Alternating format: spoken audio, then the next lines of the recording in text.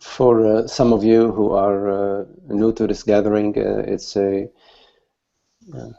gathering of friends to explore and to be together in a space of presence and to contemplate whatever questions we may have, just in just being together, in just being together around an interest, around our interest for truth.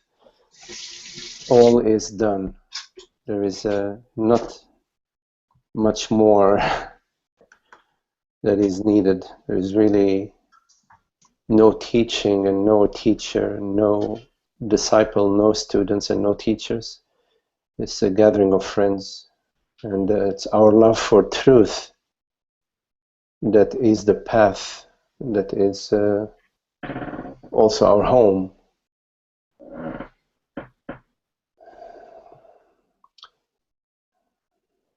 And also it's an opportunity, if you have any questions, anything you want to explore, for us to go together into whatever you're interested in looking at.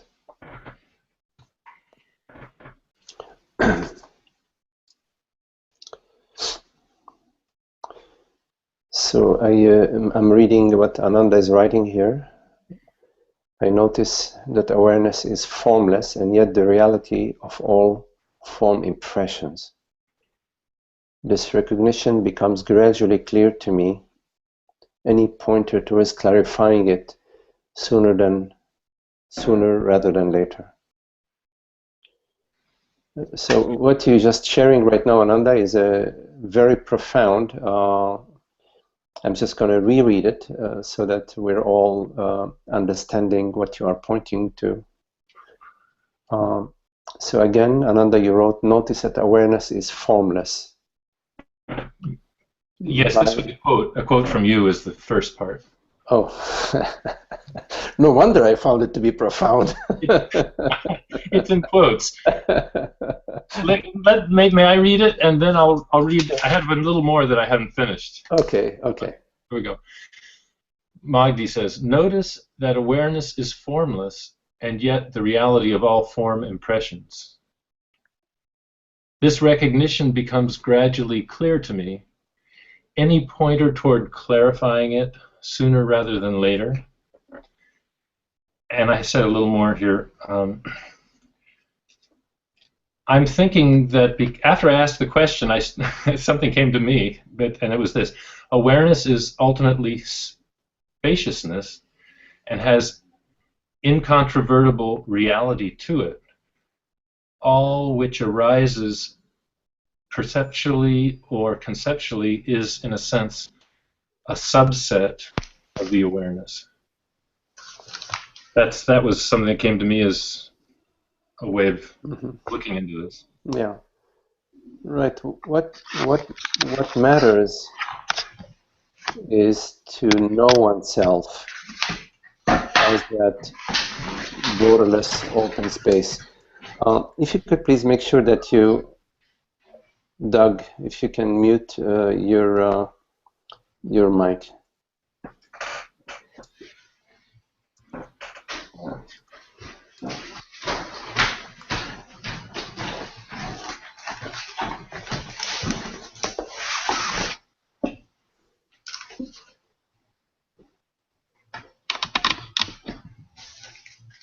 Okay. Hello, Doug. Just want to make sure that you mute your mic. Everybody who's joining us, please mute your mic.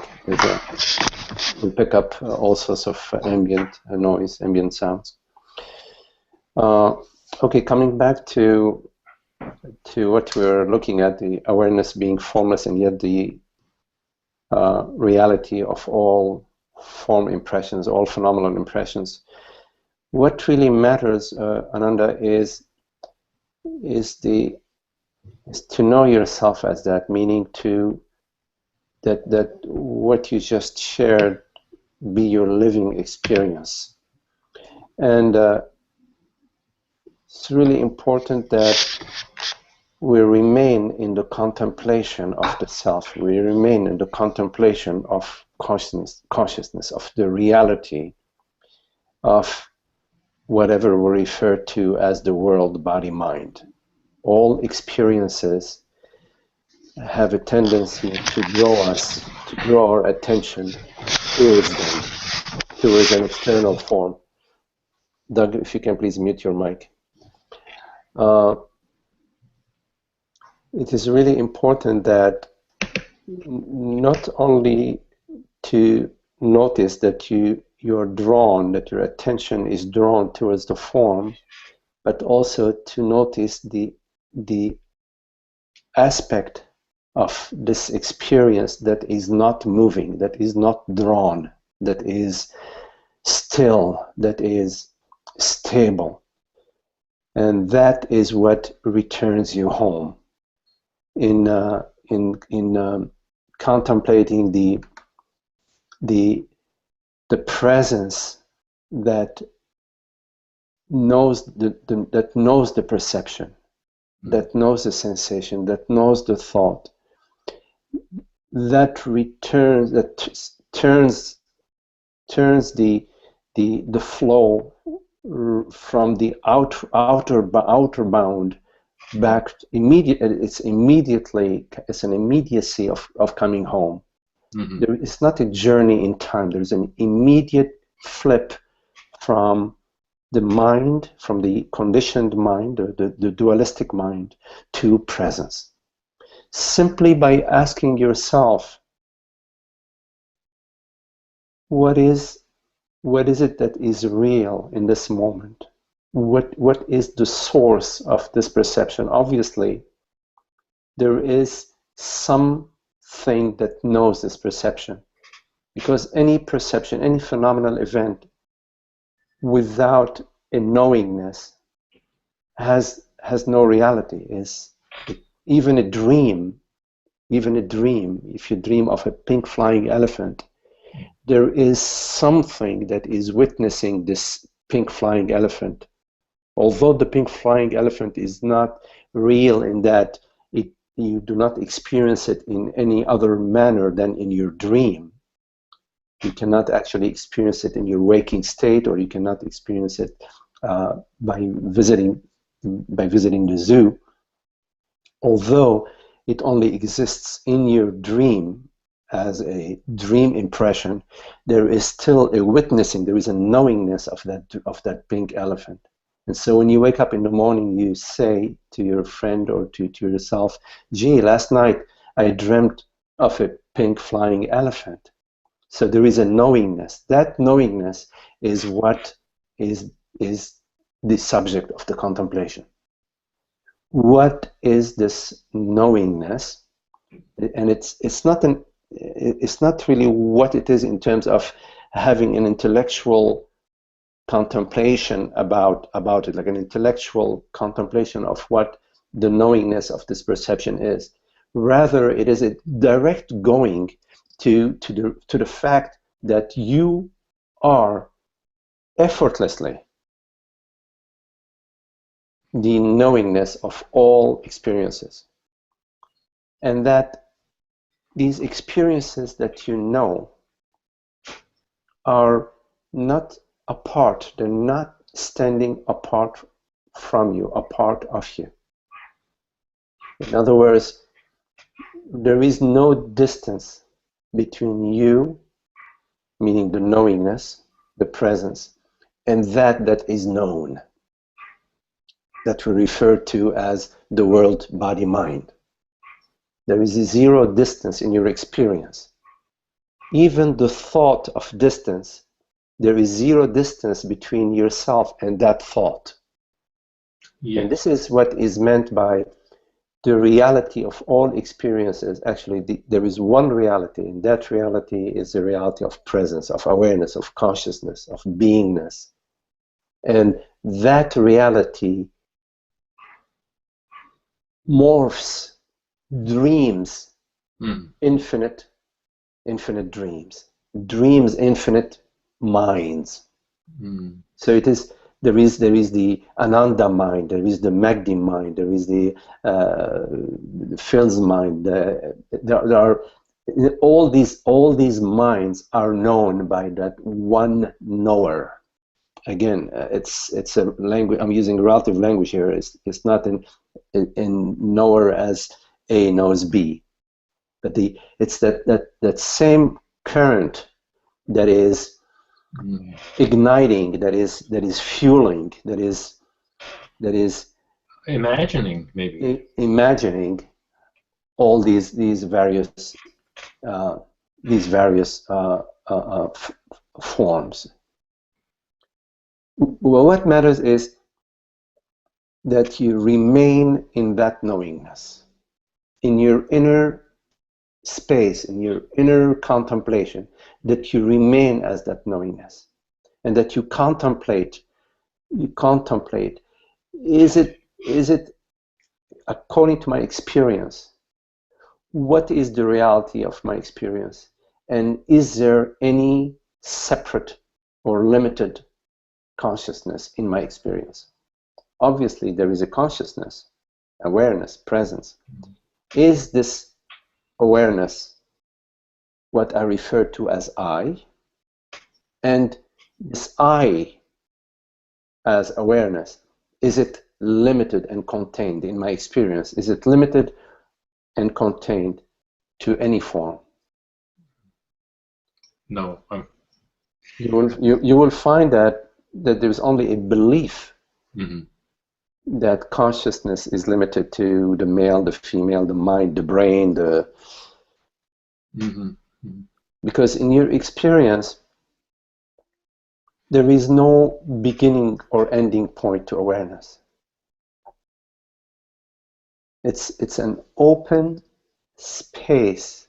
It's always an open, aware space, but it requires you're turning your attention to it, because in our conditioned patterns, we start from the belief that consciousness is limited to a me, to this body mind, and that is this consciousness that is contained in this body mind that is looking out at the external world.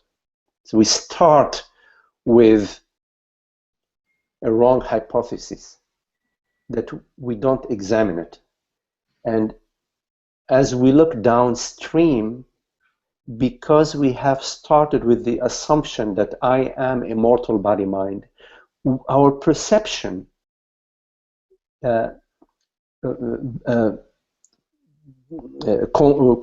conforms with our belief. It supports our belief. So we see people out there, we see mountains out there, we see ourselves progressing or regressing. So our initial assumption contaminates our entire perception, our entire experience. This is why it is really important to start from the contemplation and to stay with the contemplation. And whenever you leave the contemplation, you go into the belief that I am this person, you will experience a sense of angst and incompleteness and unhappiness that is basically a call for you to turn back and connect with the contemplation of the truth. It seems that it's a kind of inward-going contemplation that I do. I'm in all the time. Virtually all the time. But what was really helpful in your response is that the perception is generated. Like, I suppose it's imagined and generated. A perception, an imagination comes out. A perception seems to be of a separate thing that's not my own nature. Yeah, when you start with the assumption that there is an external world, you're going to perceive an external world.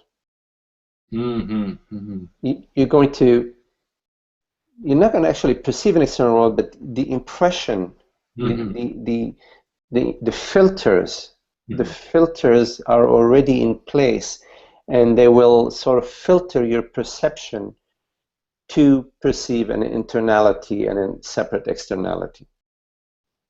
You start with that as soon as you start with that assumption, there is an impression, a contamination of the entire field.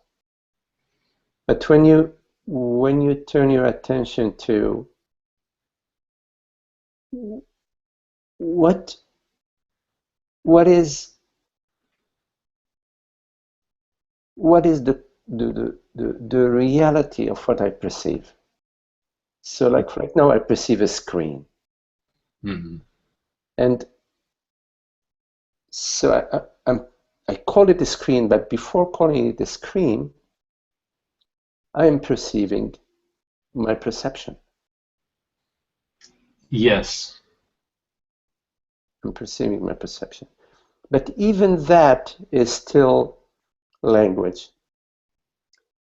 So you simplify, it's a process of simplification rather than complication. Mhm. Mhm. My screen for some reason just went blank. Yeah. I'm gonna assume that you guys still see me and you're with me, but my I'm here. okay. So I'm gonna talk to the blank screen, okay, for a little while. I have a guru on my desk. Okay, okay, so something is coming back here on that. No screen. So the process of the contemplation is, as I was saying, is that of simplification. Even to say that I'm perceiving my perception is still at the mind level, but it's simpler. It's less complex than saying I'm perceiving a screen or I'm perceiving this computer.